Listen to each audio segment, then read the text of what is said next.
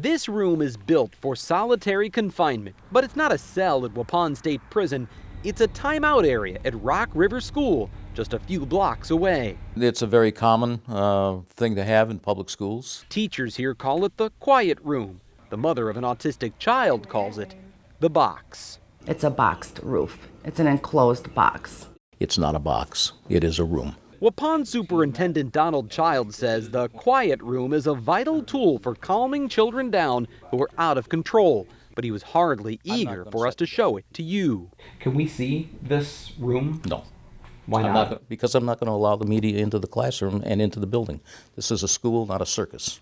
He eventually changed his mind.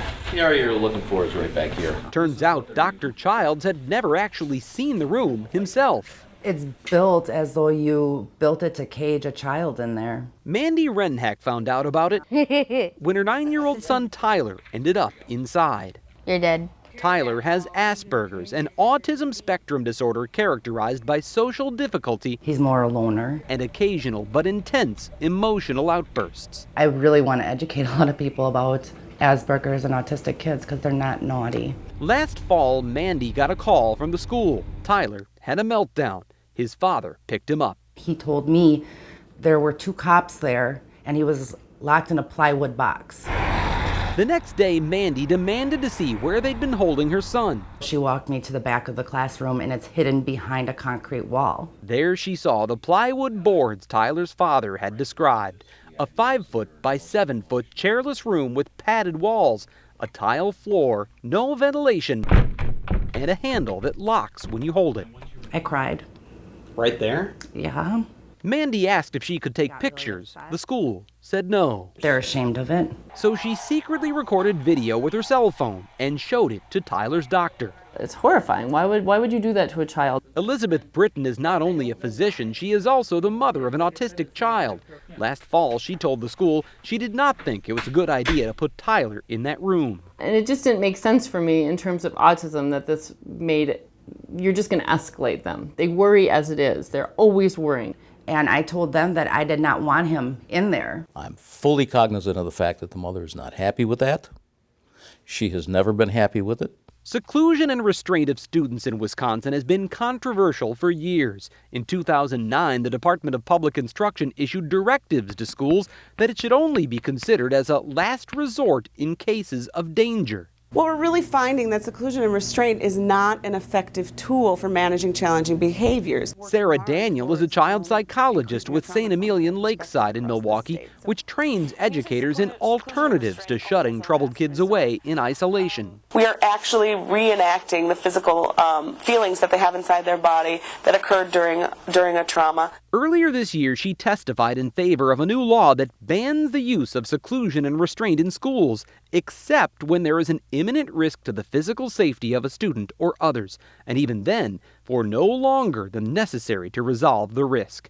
The new law doesn't take effect until September, but Superintendent Child says they already comply with it. We do not place children in there unless there is that presence of danger. Or do they? It seems more like a power control trip with the teacher. After months of good behavior at school, Tyler came home on March 27th with troubling news. Mom, you know what they did to me today? And I said, what? And he had said that he was put in the box all day. Because I was walking around and annoying everybody. According to Tyler's teacher, he was pacing around the room and refusing to follow directions. He began to exhibit behaviors that are identified as his trigger behaviors for a major meltdown. She directed him into the quiet room. The door was shut. Another teacher held the lock. Do you think it was fair? No, How come?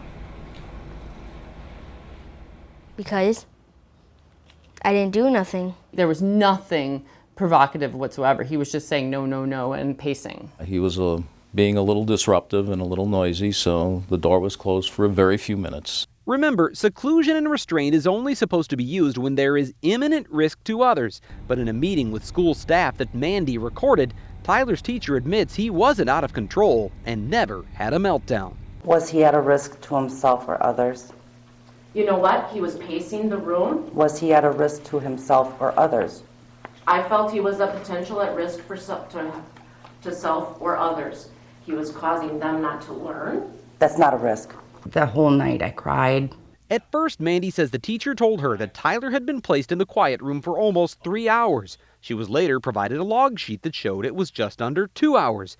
Eventually, another record surfaced that indicates it was 1 hour and 20 minutes. He was in the room for over an hour. State directives say seclusion should be used for no more than 15 minutes or 1 minute for each year of age. At the time, Tyler was 9. The understanding is typically in this room, 5 minutes is the maximum time in the room. The superintendent says that after the first 5 minutes, Tyler was told he could come out, but only if he agreed to stand in the corner. He was told, whenever you are ready, you may come out. If you stand in the corner for 3 minutes. If you are compliant.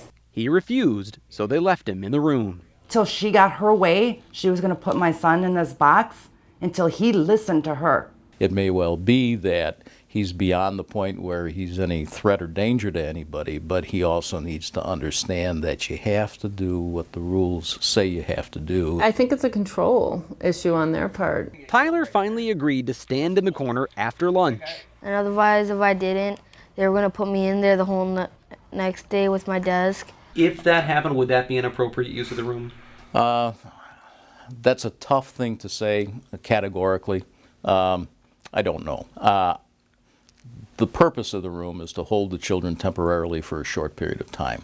And I think that probably ought to be its exclusive use. Dr. Childs maintained that his staff did nothing wrong. The alternatives get very few, very quickly, and rather ugly. Mandy Renhack disagrees. You don't lock children up. You help them.